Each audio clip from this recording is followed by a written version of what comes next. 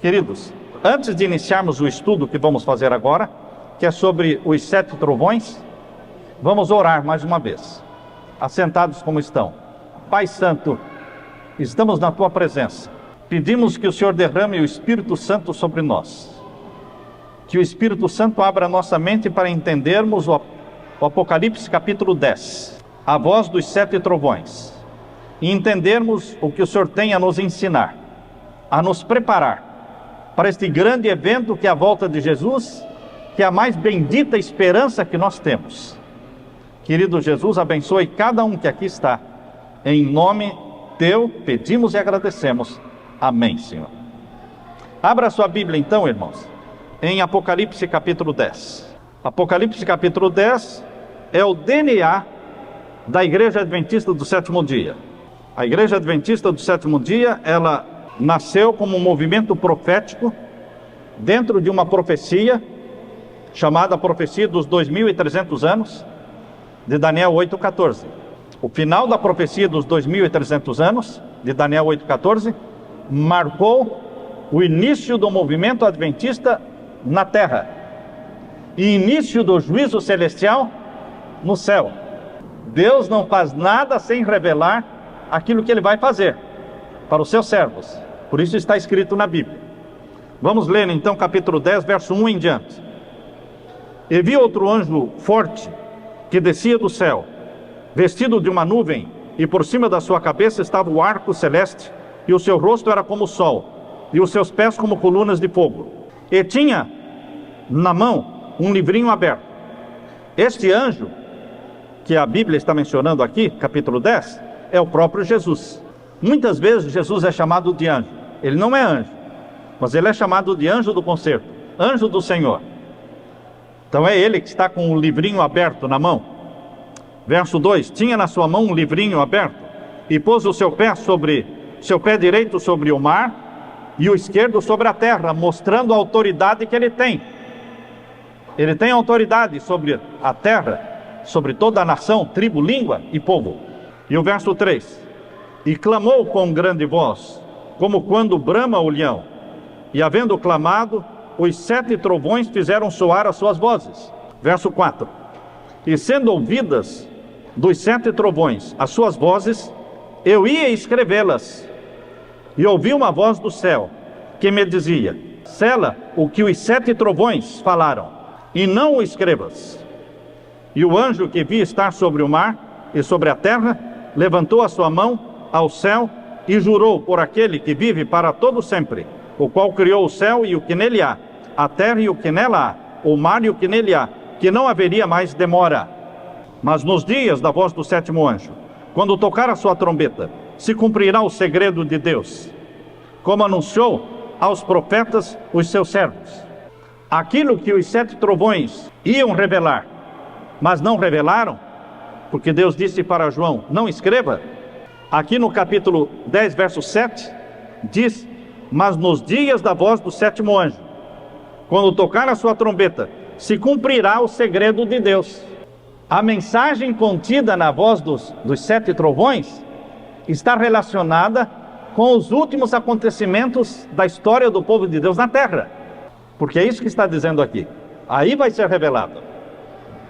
E o verso 8: e a voz que eu ouvi do céu tornou a falar comigo, e disse: vai, e toma o livrinho aberto da mão do anjo, que está em pé sobre o mar e sobre a terra. E fui ao anjo, dizendo-lhe: dá-me o livrinho. E ele disse-me: toma-o e come-o, e ele fará amargo no teu ventre, mas na tua boca será doce como mel. Esse livrinho é aquela parte do livro de Daniel que foi selada. O livro de Daniel não era todo aberto. Tinha uma parte do livro de Daniel selada, que Deus disse: sela, porque só será aberto no tempo do fim. Então, queridos, a parte selada do livro de Daniel foi desselada no Apocalipse. Nós encontramos no capítulo 5 de Apocalipse um livro selado que foi desselado. O livro selado é a porção de Daniel, que foi desselada no capítulo 5 de Apocalipse. Agora aqui no capítulo 10, esse livrinho que foi desselado por Jesus, no capítulo 5 e 6 de Apocalipse, foi desselado, estão me acompanhando?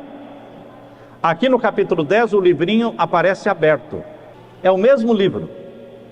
O livro selado de Daniel é desselado em Apocalipse 4 e 5, 6, é a abertura do livro selado.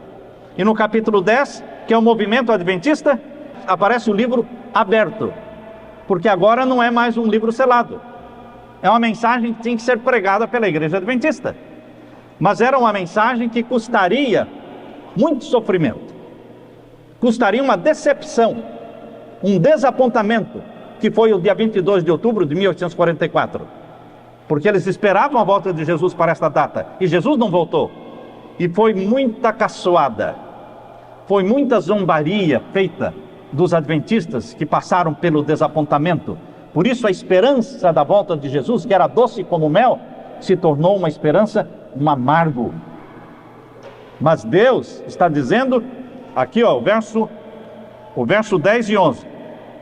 Tomei o livrinho da mão do anjo, comi-o, e na minha boca era doce como mel, e havendo comido, o meu ventre ficou amargo. E ele disse-me, importa que profetizes outra vez. Eles passaram pelo desapontamento, mas Deus disse, eu sabia que vocês iam passar pelo desapontamento, mas eu tenho uma missão para vocês. Importa que profetizes outra vez. Para quem Deus está dizendo? Para os decepcionados, desapontados, adventistas, de onde surgiu a igreja adventista do sétimo dia. Importa que profetizes outra vez. O movimento adventista é um movimento profético, que foi criado por Deus para profetizar. Importa que profetizes outra vez. Toda esta mensagem da volta de Jesus é profecia.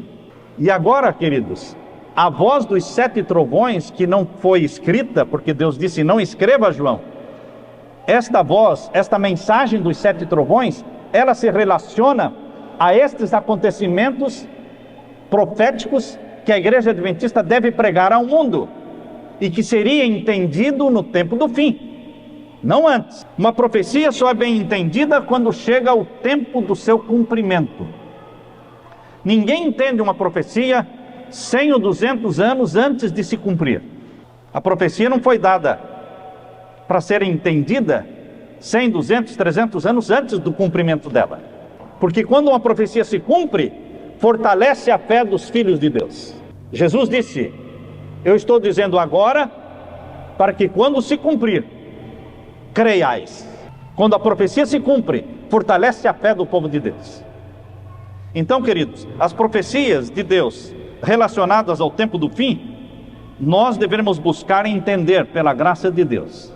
O pastor e doutor Albert Dreyer, no seu livro O Dia da Expiação e o Santuário Celestial, ele diz o seguinte, vejam, na página 611, o doutor Albert Dreyer diz assim, a visão do capítulo 10 é um parêntese que explica a missão do profeta para o tempo do juízo.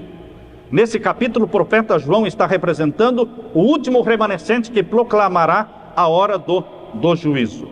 Qual era então a mensagem que Deus disse, não escreva, porque ela vai ser revelada no tempo do fim, no tempo da voz do 7º anjo. Quais seriam essas mensagens? O que nós vamos apresentar para vocês, irmãos, não é uma coisa dogmática. Nós não estamos dizendo, é assim e acabou. Nós não estamos dizendo que somos donos da verdade, porque ninguém é dono da verdade, somente Deus. Mas nós podemos entender quais são os acontecimentos proféticos que ocorrerão na terra daqui para frente, porque a Bíblia revela quais são esses acontecimentos proféticos. E eles estão contidos na voz dos 7 anjos, porque a voz dos 7 anjos será entendida antes da volta de Jesus. Vamos ler agora o texto que está no Comentário Bíblico Adventista, volume 7. Podem anotar isso aí. Comentário Bíblico Adventista, volume 7, página 971. É Ellen White que está escrevendo. Ellen White escreveu sobre a voz dos 7 trovões. Ela diz, Esta é uma mensagem com relação ao tempo. Aquilo que os 7 trovões têm para revelar é uma mensagem em relação ao tempo do fim. Vamos ler. O que eu estou lendo agora para vocês está no volume 7, página 971. As profecias de Daniel têm o seu lugar próprio na primeira, segunda e terceira mensagens angélicas a serem proclamadas ao mundo. O descelamento do pequeno livro era a mensagem em relação ao tempo. Os livros de Daniel e Apocalipse são um. O livro de Daniel e Apocalipse são um. Um é a profecia, o outro é a revelação. Um é o livro selado, o outro é o livro aberto. Estou lendo palavras de Ellen White, no Comentário Bíblico Adventista, volume 7, página 971. João ouviu os mistérios que os trovões proferiram, mas a ele foi dada a ordem de não as escrever. A luz especial dada a João, a qual foi expressa nos 7 trovões, foi a delineação dos eventos que ocorreriam sob a primeira, segunda mensagens angélicas. O conteúdo da mensagem dos 7 trovões, Ellen White está falando, diz respeito ao que aconteceria enquanto a primeira e a segunda mensagens angélicas estivessem sendo pregadas. Não seria bom para o povo saber essas coisas, pois a fé deles precisava ser devidamente testada. Por ordem de Deus, as mais maravilhosas e avançadas verdades seriam proclamadas. A primeira e a segunda mensagem angélicas deveriam ser pregadas, mas nenhuma luz adicional deveria ser revelada antes dessas mensagens terem realizado sua obra específica. Isso é representado pelo anjo estando em pé, tendo um pé sobre o mar, proclamando com um solene juramento que não haveria mais tempo. Então, queridos, a mensagem que Deus tem na voz dos 7 trovões é uma mensagem para o tempo do fim, dos últimos acontecimentos que ocorrerão. Nós poderíamos gastar tempo falando de suposições, mas nós não vamos falar de suposições, nós vamos falar de profecias bíblicas. Se você concordar, está bem. Se você não concordar, a profecia vai se cumprir do mesmo jeito. Eu aceite ou não aceite, estas profecias que nós vamos estudar agora vão ocorrer. E nós vamos colocar essas profecias dentro dos 7 trovões. Estão entendendo? Pega os 7 trovões e coloca dentro dos 7 trovões as profecias que vão se cumprir daqui para frente. Vamos ler agora a voz do primeiro trovão. A voz do primeiro trovão. Essa é uma interpretação sugestiva, mas que vai se cumprir. Vamos abrir a Bíblia em Apocalipse capítulo 13, versos 16 e 17. Essa é a voz do primeiro trovão. Se você não concordar, você diz: eu não concordo. E aí eu vou perguntar para você: mas então você não concorda porque não é bíblico? Não está na Bíblia? Entendem? Vamos ver. Nós colocamos essa como sendo o estupim. Sabe o que é estupim? Estupim é algo que você acende, e quando você acende, você não fica parado olhando para o estupim aceso, porque você acende o estupim e ele vai queimando a corda, né? Ele vai queimando a corda e o que vai acontecer? Vai explodir. Quando o estupim é aceso, é um sinal que você deve o quê? Correr. Não vai ficar parado. Existe um sinal na Bíblia que mostra o momento exato do povo fugir? Correr? Existe um sinal na Bíblia que mostra: esse é o momento de vocês abandonarem as cidades, fugirem das cidades? Existe um momento? Existe. Essa é a voz do primeiro trovão. É o acender do estupim. Leia na Bíblia agora, Apocalipse 13. Apocalipse 13 e os versos 16 e 17. Leiam comigo. E faz que a todos, pequenos e grandes, ricos e pobres, livres e servos, lhe seja posto um sinal na sua mão direita ou nas suas testas, para que ninguém possa comprar ou vender, senão aquele que tiver o sinal, ou o nome da besta, ou o número do seu nome. E aqui é a sabedoria. Aquele que tem entendimento, calcule o número da besta, porque é o número de um homem, e o seu número é 666. 666. Queridos, o sinal da besta será colocado na mão direita ou na testa, porque Deus também sela o povo. Se você ler lá em Deuteronômio 6, não vamos ler por falta de tempo, Deuteronômio 6 diz que os 10 mandamentos deveriam estar aonde? Na testa e na mão. Eles deveriam ter os 10 mandamentos na mão e na testa. Por isso que o sinal do anticristo, o sinal da besta, também é colocado aonde? Na testa e na mão. Porque é uma contrafação do sinal de Deus. O sinal de Deus é colocado na testa, e lá em Deuteronômio 6 fala que era colocado também na mão os 10 mandamentos. Vejam agora, quando as principais igrejas dos Estados Unidos, ligando-se em pontos de doutrinas que lhes são comuns, influenciarem o Estado para que imponha seus decretos e lhes apoie as instituições, a América protestante terá então formado uma imagem da hierarquia romana, e a inflição de penas civis aos dissidentes será o resultado inevitável. Grande Conflito, página 445. Quando então os Estados Unidos impuserem o decreto dominical, ele terá formado uma imagem da besta. Ele terá formado um sistema semelhante ao do Vaticano, do papado. E haverá perseguição. A América protestante formará uma imagem da hierarquia de Roma.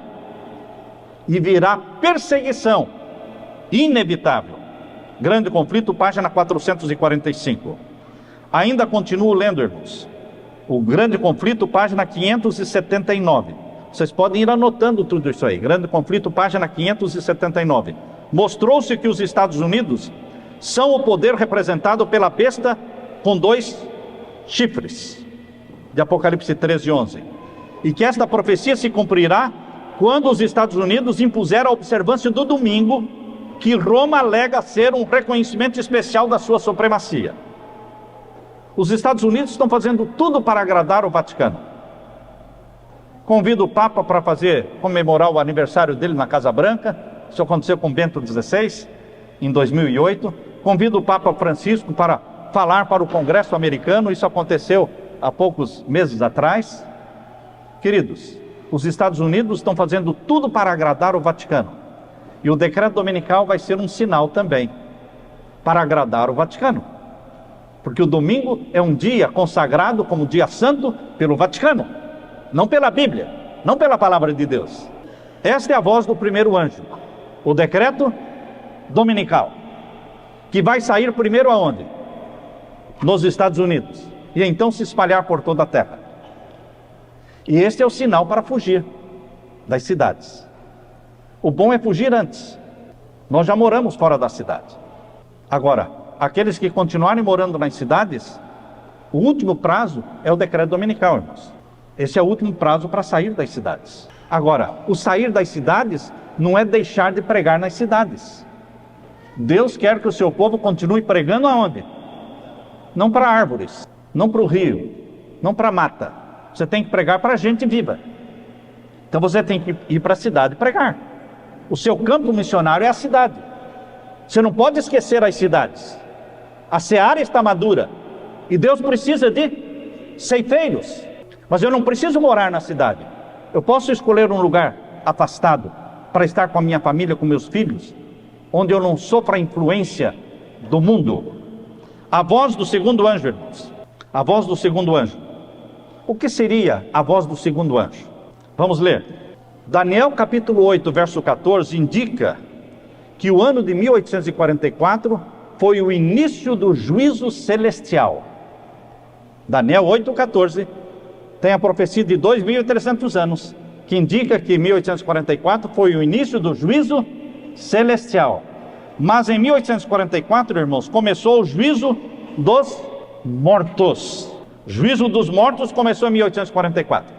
Quando vai acontecer o juízo dos vivos? Quando?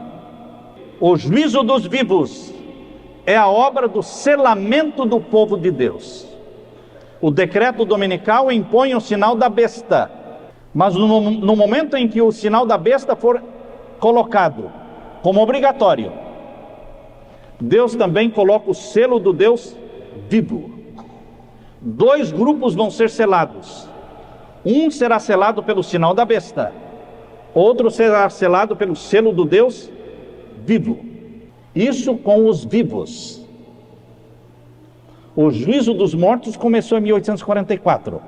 O juízo dos vivos acontece no selamento dos vivos. Estão me acompanhando? Selar com o selo do Deus vivo é selar para a eternidade. Selar com o sinal da besta é selar para a eternidade. Quem for selado pelo sinal da besta não mais se salvará. Quem for selado pelo selo do Deus vivo não mais se perderá. Então o julgamento dos vivos, irmãos, é a voz do segundo trovão. A voz do primeiro trovão é o quê? O decreto dominical. E em seguida vem a voz do segundo trovão, que é o julgamento dos vivos. As pessoas ficam perguntando, quando é que os vivos vão ser julgados? E as pessoas dizem, nós não sabemos quando os vivos vão ser julgados. Será que a Bíblia não deixou nenhuma informação de quando os vivos vão ser julgados? Não, os vivos vão ser julgados quando eles forem selados. E o selamento dos vivos está em Apocalipse capítulo 7. Tá certo? O selo do Deus vivo aparece pela primeira vez. Essa frase, selo do Deus vivo, aparece somente em Apocalipse capítulo 7. Os primeiros a serem selados são 144 mil. E depois a grande multidão que... Abra sua Bíblia em Apocalipse capítulo 7. Capítulo 7 e o verso 3 e 4. Dizendo, não danifiqueis a terra, nem o mar, nem as árvores, até que hajamos assinalado nas suas testas os servos do nosso Deus. E ouvi o número dos assinalados, que eram 144 mil. Agora veja o verso 9. Verso 9. Depois destas coisas, depois que Deus mostrou as primícias sendo seladas, o que é que Deus mostrou para João? Verso 9. Depois destas coisas, olhei, e eis aqui uma multidão. Agora não são 144 mil. Agora é uma multidão que ninguém podia contar. De todas as nações, tribos e povos e línguas, que estavam diante do trono e perante o Cordeiro, trajando vestidos brancos e com palmas nas suas mãos. Quem vai passar pela grande tribulação? Só a grande multidão? Ou também os 144 mil? Vejam o capítulo 7 e o verso 13. Verso 13. E um dos anciãos me falou, dizendo, estes que estão vestidos de vestidos brancos, quem são e de onde vieram? Quem é que está vestido com vestidos brancos? Só a grande multidão ou também os 144 mil? Os 2 grupos estão vestidos de vestidos brancos. São os 2 grupos mencionados dentro do capítulo 7. Primeiro as primícias, depois a seara. E agora vejam a resposta que Deus dá. Verso 14. E eu disse-lhe, Senhor, tu sabes. E ele me disse, estes são os que vieram da grande tribulação. A grande tribulação, a angústia qual nunca houve, é coisa do passado ou é coisa do futuro? É coisa do futuro. Os 144 mil e a grande multidão, eles vão passar pela grande tribulação. Mas isso, queridos, ocorre depois do selamento do povo de Deus, depois do julgamento. Essa é a voz do segundo anjo, o juízo dos vivos, que ocorre dentro do contexto do capítulo do 6º selo. Vejam aqui, o capítulo 6, verso 12, fala do 6º selo. Capítulo 6, verso 12, fala do 6º selo. O 6º selo começa no capítulo 6, verso 12, e só termina no capítulo 7, verso 17. Estão vendo aí, na Bíblia? O capítulo 7 está dentro de que selo? 6º selo. O capítulo 7 está dentro do 6º selo. O 6º selo começa com um grande tremor de terra. Verso 12. O escurecimento do sol. e da lua, e a queda das estrelas. E agora faz, no capítulo 6, verso 17, irmãos, faz-se uma pergunta: por que é vindo o grande dia da sua ira, e quem poderá subsistir? O capítulo 7 é usado para responder a pergunta: quem poderá subsistir? O capítulo 7 mostra quem vai subsistir: os 144 mil e a grande multidão. Esses vão subsistir. Esse é o período do juízo dos vivos, do selamento dos vivos. Apocalipse 13, verso 5. Abra sua Bíblia. Apocalipse capítulo 13 e o verso 5. Essa é a voz do terceiro trovão, que são os 42 meses de supremacia papal no tempo do fim. Todos acharam? Vamos ler juntos. Apocalipse 13, verso 5. O capítulo 13 começa falando da besta que subiu do mar. Quem é a besta que subiu do mar? O poder papal. E aqui fala no capítulo 13, verso 3, que a besta que subiu do mar, o poder papal, receberia uma ferida mortal. Quando ocorreu a ferida mortal? Quando? 1798, dia 10 de fevereiro de 1798. E quando é que essa ferida mortal começou a ser curada? 1929. O papado recebeu de volta o Estado do Vaticano. O Papa voltou a ser rei em 1929. Antes de 1929 ele não era rei. Ele não tinha um Estado, não tinha uma bandeira, não tinha uma moeda. Agora, de 1929, ele voltou a ser rei. O mais poderoso rei na face da terra. Até a Casa Branca se curva diante do papado. Então, queridos, vejam. A ferida mortal foi dada em 1798, começou a ser curada em 1929, mas não foi totalmente curada ainda. Quando é que vai ser totalmente curada essa ferida? Quando sair o decreto dominical e se espalhar pela terra toda. Então a ferida mortal terá sido curada e toda a terra adorará a besta. Agora vejam o verso 5. E foi-lhe dado uma boca para proferir grandes coisas e blasfêmias, e deu-se-lhe poder para continuar por 42 meses. O papado teve um domínio de supremacia papal de 42 meses proféticos, 1260 anos, na Idade Média. E essa supremacia papal da Idade Média durou de 538 até 1798. Mas a Bíblia está dizendo que esta aqui é uma profecia também de dupla aplicação. Qual é a prova de que esta profecia tem dupla aplicação? Porque o capítulo 13 está falando dos 42 meses que ocorrerão de supremacia papal depois que a ferida mortal for curada. O assunto do capítulo 13 é a cura da ferida mortal. E ele voltará a dominar o mundo por mais 42 meses. Isso se chama, fora da Bíblia, lá fora no mundo, isso eles chamam de nova ordem mundial. Nova ordem mundial. É esta supremacia papal do tempo do fim. E por quanto tempo será? 42 meses. Essa é a voz do terceiro trovão, que são os 42 meses de supremacia papal no tempo do fim. Se você concordar, está bem. Se você não concordar, a profecia vai se cumprir da mesma forma. Agora, por que o papado, que é o anticristo, ele quer ter uma supremacia papal de 42 meses? Por quê?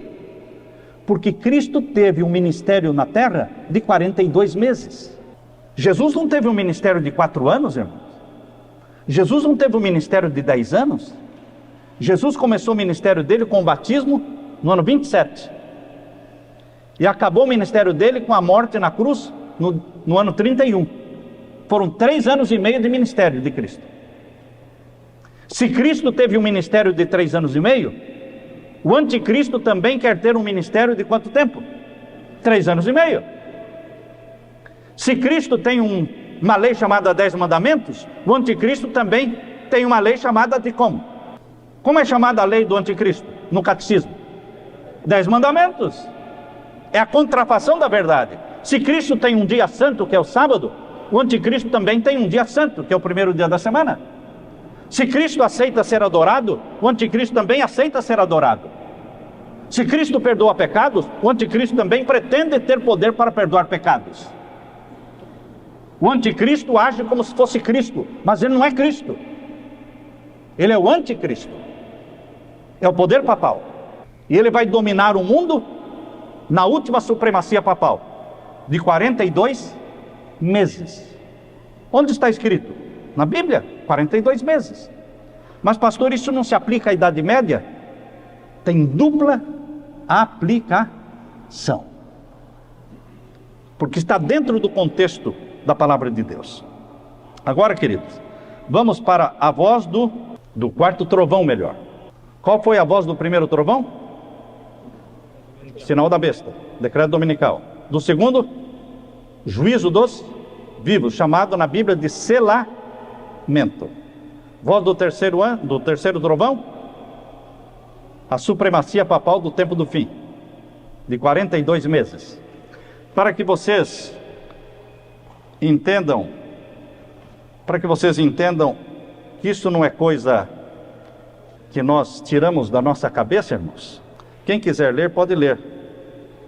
Existe um livro do professor de teologia de Apocalipse. O professor de Apocalipse da Andrews, ele foi professor do Apocalipse na Andrews, na Universidade de Andrews, é a principal universidade adventista. Ele esteve ali mais de 10 anos como professor. Hoje, ele é diretor da Escola de Religião de Loma Linda. Como é o nome dele? John Paulin. John Paulin. Nesse livro, O Evangelho de Patmos, página 232, esse professor de Apocalipse, que é uma autoridade, ele diz o seguinte, eu vou ler para vocês. A besta do mar tem um ministério. De acordo com Apocalipse 13:5, esse ministério tem 42 meses de tempo. 3 anos e meio. Quanto tempo foi o ministério de Cristo? Pergunta ele. Também de 3 anos e meio.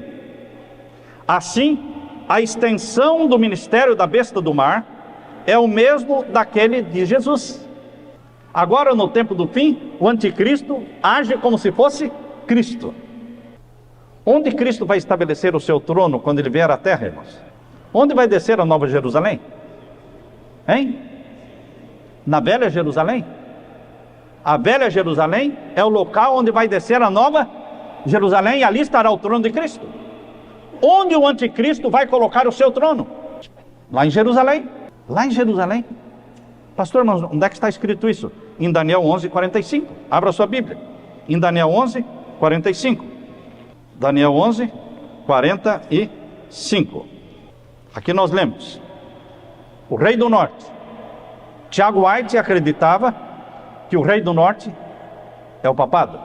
A maioria dos teólogos adventistas, a maioria crê que o rei do norte é o papado. E o que o rei do norte vai fazer? O que o papado vai fazer? Daniel 11:45. Armará as tendas do seu palácio. Hoje o palácio do papado está onde? No Vaticano. E Jerusalém pertence a quem? A Israel. E agora, com a formação do Estado palestino, eles querem dividir Jerusalém para os 2 estados. Estado de Israel e Estado palestino. Não vai dar certo isso, irmãos. Não vai dar certo. Vai dar guerra. Vai dar guerra. Mas essa guerra entre palestinos e Israel, ela é intencional, planejada, para justificar um pacificador entrar ali, um mediador entrar ali e falar, Jerusalém não vai ficar com Israel e Jerusalém não vai ficar com os palestinos. Eu tomo conta de Jerusalém. Quem será ele? O rei do norte, o papado. Veja aí o capítulo 11, verso 45. Que o rei do norte, que é o papado, armará as tendas do seu palácio aonde? Entre o mar grande, a outra tradução diz mar Mediterrâneo. Entre o mar grande e o monte santo e glorioso. Essa área, entre o monte santo e glorioso e o mar Mediterrâneo, este é o território de Israel. Quem vai armar as tendas do seu palácio no território de Israel? O rei do norte. Quem é o rei do norte? O papado. Quando ele fará isso? Depois do decreto dominical. durante os 42 meses. Ele quer reinar como se fosse Cristo, mas ele não é Cristo, ele é o anticristo. Estão percebendo, irmãos?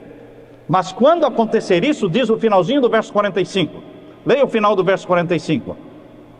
Quando ele armar as tendas do seu palácio lá no Monte Glorioso, virá o seu fim, e não haverá quem o socorra. Irmãos, a primeira ferida mortal, ela foi curada. Mas esta é a última ferida mortal. E virá o seu fim, e não haverá quem o socorra. É o fim do papado. No fim dos 42 meses, é o fim do papado. A volta de Jesus não acontece no final dos 42 meses, irmãos. No final dos 42 meses, cai o papado. E quem vai assumir o controle do planeta Terra quando o papado cair? Satanás. Personificando quem? Cristo. Haverá um tempo em que Satanás vai personificar Cristo? Lógico, é uma profecia que Jesus fez. Satanás personificará Cristo na terra, depois que o papado cair. Agora a voz do quarto trovão, irmãos. Intimamente ela está relacionada com Daniel 11:44. Capítulo 11 de Daniel, verso 44, diz que o rei do norte sairá com grande furor. Veja o verso 44 do Daniel 11. Mas os rumores do oriente e do norte o espantarão. Quem espantará o rei do norte? Os rumores que vêm do oriente e do norte. E o que o rei do norte fará? Continue lendo o verso 44. Sairá com grande fúria para destruir e extinguir a muitos.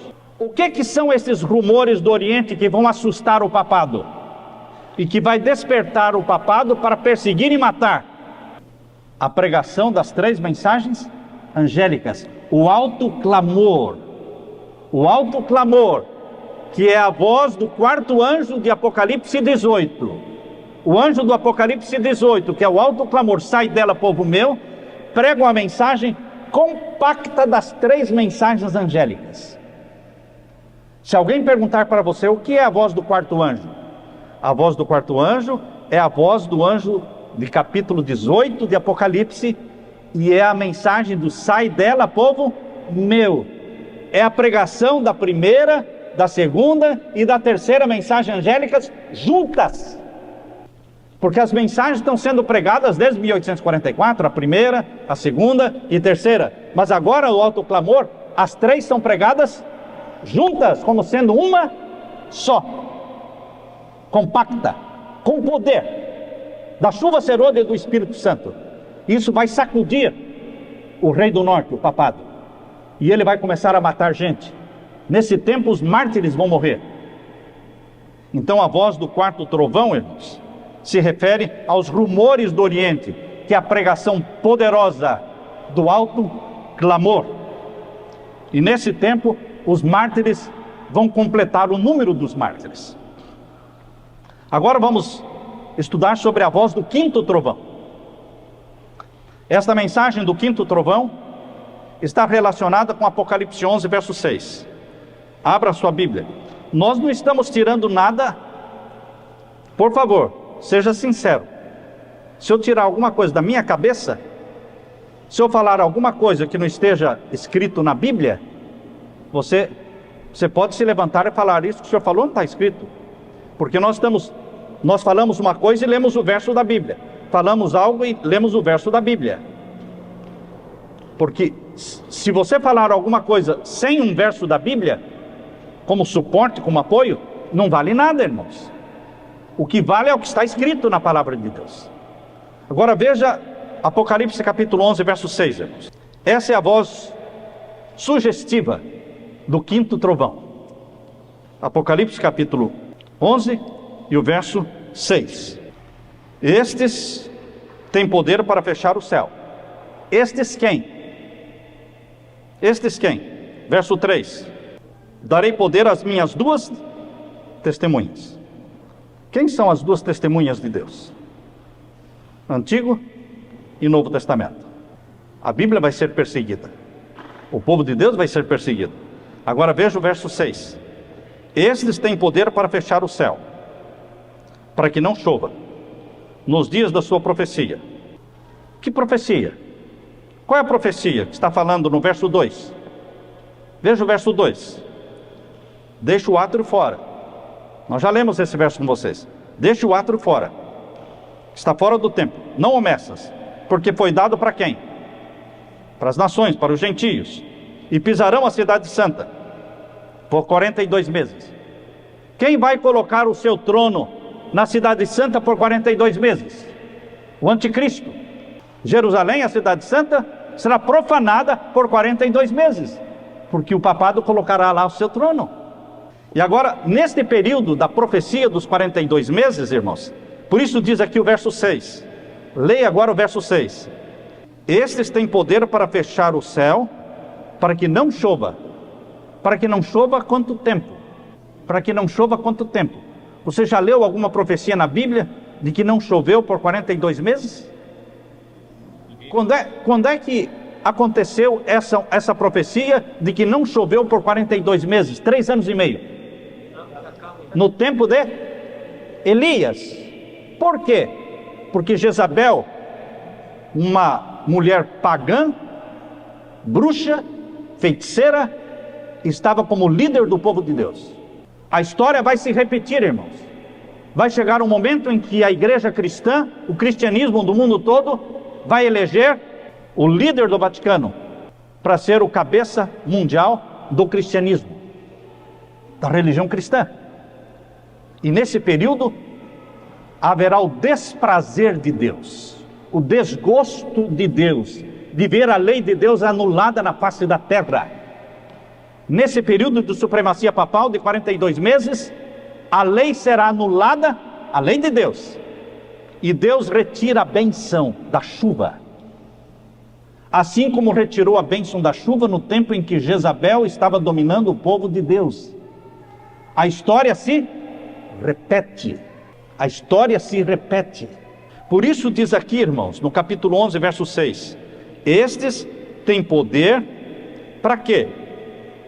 Para fechar o céu, para que não chova, nos dias da sua profecia. E é de quanto tempo a profecia? 42 meses. E o que mais? E tem poder sobre as águas para convertê-las em sangue. Quando é que as águas vão se converter em sangue? Na praga, nas 7 pragas. Está falando do tempo do fim. Está usando uma profecia de Elias, mas aplicando-a para o tempo do fim. Porque Moisés já transformou água em sangue lá no Egito. Elias já fechou o céu para que não chovesse no tempo de Jezabel e Acabe. Mas essas profecias se repetem aonde? No tempo do fim. Está muito clara a ligação. E o que mais? Verso 6, finalzinho. Para ferir a terra com toda sorte das pragas, todas quantas vezes quiserem. Essa é a voz do 5º trovão. Haverá uma seca de 42 meses. Se alguém disser, não, mas essa profecia de 42 meses se refere somente ao passado, que são os 1260 anos. Eu pergunto, houve uma seca de 1260 anos? Houve? Não. Era impossível existir uma seca de 1260 anos. Impossível. Todo mundo já teria morrido. Então, irmãos, esta profecia de que o céu vai se fechar e não haverá chuva, ela se cumpre com 3 anos e meio literais, com 42 meses literais. Assim como os 3 anos e meio foram literais no tempo de Jezabel, novamente os 3 anos e meio serão literais no tempo em que o papado estiver reinando em Jerusalém. Essa é a voz do 5º trovão. Agora vamos para a voz do 6º trovão. Daniel capítulo 12, irmãos. Abra sua Bíblia em Daniel capítulo 12. Daniel capítulo 12, verso 2. Agora é a voz do 6º trovão. É uma interpretação sugestiva, mas não sugestiva no sentido de que saiu da mente humana. É sugestiva para você pensar nisso, mas é baseado na palavra de Deus, irmãos. O que não está escrito na palavra de Deus não tem valor nenhum. Então a voz do sexto trovão, nós estamos sugerindo que pode ser a de Daniel capítulo 12, verso 2. Vamos ler. Vamos ler o verso 1 e o verso 2. Naquele tempo se levantará Miguel, o grande príncipe, que se levanta pelos filhos do teu povo. Se você ler a interpretação que Ellen White faz de Daniel 12, 1, ela fala que quando Miguel se levanta, ele se levanta para fechar a porta da graça. O levantar-se de Miguel é para fechar a porta da graça, lançar um incensário sobre a terra e dizer, está feito. Nesse tempo haverá uma angústia, diz o verso 1. Continue lendo o capítulo 12, verso 1 de Daniel. Que se levanta pelos filhos do teu povo, e haverá nesse tempo o quê? Angústia, qual nunca houve, desde que houve nação até aquele tempo. Mas naquele tempo livrar-se-á o teu povo, todo aquele que se achar inscrito no livro. Agora vem a voz do sexto trovão. Verso 2. Muitos dos que dormem no pó da terra ressuscitarão, uns para a vida eterna, outros para a vergonha e desprezo eterno. Este verso 2 de Daniel capítulo 12 está falando da ressurreição geral na volta de Jesus, ou está falando de uma ressurreição especial que ocorrerá um pouco antes da volta de Jesus? Especial. E há pessoas que ainda não sabem disso. Uma vez eu estava lá nos Estados Unidos, no estado da Virgínia, e um pastor amigo, um pastor hispano, ele disse para mim, Samuel, existe um pregador aí, adventista, hispano, ele veio fazer uma semana de oração na minha igreja, e ele começou a pregar sobre uma ressurreição especial, que vai acontecer antes da volta de Jesus, que os adventistas vão ressuscitar, de 1844 para cá. E eu proibi ele de pregar na minha igreja, nunca mais eu o convido para pregar na minha igreja, porque ele está pregando uma heresia. Eu fiquei olhando para ele e disse, você não acredita na ressurreição especial que vai acontecer antes da volta de Jesus? Ele olhou assustado para mim e disse, você também acredita nisso? Eu falei, lógico que eu acredito. Eu aprendi isso na faculdade de teologia. Está escrito no livro Grande Conflito. Existe uma ressurreição especial antes da ressurreição geral, irmãos. E agora vamos ler. Ellen White usa Daniel capítulo 12, verso 2, irmãos. Ela pega Daniel capítulo 12, verso 2 e junta com Apocalipse 1, 7. Veja, Deus a inspirou quando ela juntou Daniel capítulo 12, verso 2 com Apocalipse 1, 7, falando da ressurreição especial, que inclui salvos e perdidos. Quem são os salvos na ressurreição especial? Os que morreram na fé da mensagem do terceiro anjo e ressuscitam glorificados. E quem são os perdidos que ressuscitam na ressurreição especial? Os que participaram da morte de Cristo, porque eles terão que assistir à volta de Jesus. Os que participaram da morte de Cristo, irmãos, eles não vão ressuscitar só no final dos 1000 anos. Jesus disse, vocês me verão descendo do céu com poder e glória. Vocês me verão, e verão mesmo, porque Deus os ressuscitará. E eles verão quem foi aquele que eles mataram. Vamos ler agora o texto, irmãos. O texto que nós estamos lendo está no Grande Conflito, página 636 e 637. As páginas que eu estou dando aqui não é do Grande Conflito condensado, irmãos. As páginas são do Grande Conflito completo. Eu aconselho você ler o Grande Conflito inteiro, não o condensado. Eu vou ler agora o que está escrito lá no Grande Conflito. É a meia-noite que manifesta o seu poder para o livramento de seu povo. O sol aparece resplandecendo em sua força. Sinais e maravilhas se seguem em rápida sucessão. Os ímpios contemplam a cena com terror e espanto, enquanto os justos veem com alegria os sinais de seu livramento. Abrem-se sepulturas, e muitos dos que dormem no pó da terra ressuscitarão, uns para a vida eterna, outros para a vergonha e desprezo eterno. Daniel capítulo 12, verso 2. Todos os que morreram na fé da mensagem do terceiro anjo. Todos os que morreram na fé da mensagem do terceiro anjo. Quando fala mensagem do terceiro anjo, está se referindo às 3 mensagens angélicas. Não só a uma. É uma expressão usada para falar das 3 mensagens angélicas. Todos os que morreram na fé da mensagem do terceiro anjo saem do túmulo glorificados para ouvirem o concerto de paz estabelecido por Deus com os que guardaram a sua lei. Os mesmos que o traspassaram. Apocalipse 1:7. Os que zombaram e escarneceram da agonia de Cristo. E os mais acérrimos inimigos da sua verdade e povo ressuscitam para contemplá-lo em sua glória e ver a honra conferida aos fiéis e obedientes. Então não são somente os que participaram da crucifixão de Jesus, irmãos. Ela fala os mais acérrimos inimigos da verdade. Quando você pensa nos mais acérrimos inimigos da verdade, você pensa num Nero, você pensa num Hitler, você pensa num Stalin. Queridos, os mais acérrimos inimigos da verdade ressuscitam nessa ressurreição especial. Eles terão que ver quem é Jesus e serão fulminados pela glória de Jesus. Mas os santos de Deus serão transformados pela glória de Jesus. A glória de Jesus que fulmina os ímpios transforma você que é mortal em imortal. E então se dirá: onde está, ó morte, o teu aguilhão? Onde está, ó morte, a tua vitória? Todos os justos mortos que morreram na fé da mensagem do terceiro anjo ressuscitam glorificados. Quem são eles? Alguns deles: Ellen White, Tiago White, José Bates, J.N. Andrews, John Loborough, Guilherme Miller. Queridos, uma multidão, os santos de Deus que morreram ontem, que estão morrendo cada dia, sonhando com a volta de Jesus, mas morrem antes. Eles ressuscitarão e eles assistirão à volta de Jesus. Se você morrer hoje, meu irmão, salvo em Jesus Cristo, você vai ser ressuscitado para assistir à volta de Jesus. E me diga que isso não vai se cumprir. Eu morro por esta verdade. E qual é a voz do sétimo trovão? A voz do último trovão.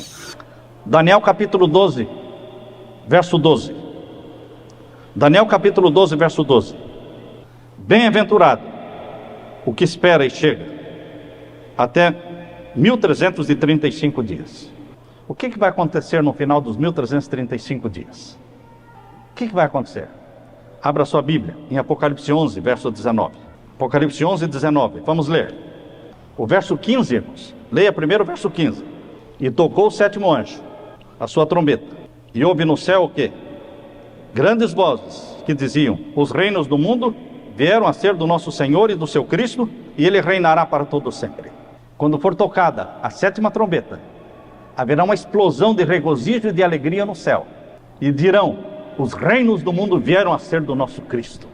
É o fim de todas as coisas. E o que acontece no toque da sétima trombeta? Verso 19. Abriu-se no céu o templo de Deus, e a arca do seu concerto foi vista no seu templo, e houve relâmpagos, e vozes, e trovões, e terremotos, e grande saraiva.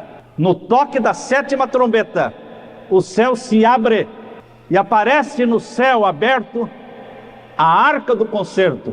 Os 10 mandamentos de Deus aparecem. Queridos, agora vamos ler o que o grande conflito. Agora o grande conflito falando. Grande conflito, página 639. A glória da cidade celestial emana de suas portas entreabertas. O que aparece? A glória da nova Jerusalém. É um corredor, irmãos. É um buraco no céu que se abre, que a glória da nova Jerusalém vem com poder, mas traz também o quê? As 2 tábuas de pedra. Um buraco enorme no céu. E uma glória sobrenatural vindo deste vazio, deste buraco, uma glória.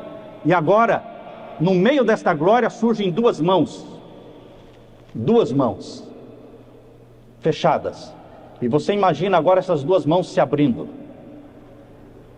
E nessas 2 mãos estão 2 tábuas de pedra com os 10 mandamentos. E agora os ímpios têm que ler, ou ler. Não tem como não ler, irmãos. Santos e ímpios, todos lerão os 10 mandamentos. Para a alegria dos salvos E para terror dos ímpios, eles leem os 10 mandamentos. E vem o 4º mandamento brilhando mais que os outros mandamentos. Porque é o lembra-te do dia do sábado para o santificar. É o selo do Deus vivo. Por isso diz aqui, a glória da cidade celestial emana de suas portas entreabertas. Aparece então de encontro ao céu uma mão segurando 2 tábuas de pedra dobradas uma sobre a outra. Diz o profeta, os céus anunciarão a sua justiça, pois Deus mesmo é o juiz. Aquela santa lei, a justiça de Deus, que por entre trovões e chamas foi do Sinai proclamada como guia da vida, revela-se agora aos homens como regra de juízo. A mão abre as tábuas e vêm os preceitos do decálogo, como que traçados com pena de fogo. As palavras são tão claras que todos podem ler. É impossível descrever o horror e desespero dos que pisaram os santos mandamentos de Deus. Grande Conflito, página 639. E em seguida, irmãos, a lei estampada no céu, em seguida vem a declaração da voz de Deus dizendo o dia e a hora da volta de Jesus. Eu continuo lendo o Grande Conflito. A voz de Deus é ouvida, declarando o dia e a hora da vinda de Jesus, estabelecendo o concerto eterno com seu povo. Semelhante a estrondos do mais forte trovão, suas palavras ecoam pela terra. O Israel de Deus fica a ouvir, com o olhar fixo no alto. Tem o semblante iluminado com a sua glória, brilhante como o rosto de Moisés, quando desceu do Sinai. Os ímpios não podem olhar para os santos. E quando se pronuncia a bênção sobre os que honraram a Deus, santificando o sábado, há uma grande aclamação de vitória. Queridos, esta é a nossa esperança. Nós vamos saber o dia e a hora da volta de Jesus no toque da 7ª trombeta. Nós vamos ver os 10 mandamentos exaltados no céu, no toque da 7ª trombeta. Deus está preparando coisas grandiosas para você, meu irmão. Vale a pena segurar nas mãos de Jesus e caminhar com Ele, confessando cada dia os pecados. Não deixe para confessar amanhã. Busque santidade. Santidade ao Senhor. Santidade ao Senhor. É isso que tem que estar escrito na minha mente e na sua mente. Deus vem buscar aqueles que receberam dele a sua santidade, aqueles que são fiéis a Ele, aqueles que foram lavados no sangue de Cristo, mas aqueles que foram também fiéis aos seus mandamentos. Que Deus derrame o Espírito Santo e dê bênçãos abundantes na sua vida. É minha oração. Amém? Amém. Deus seja louvado.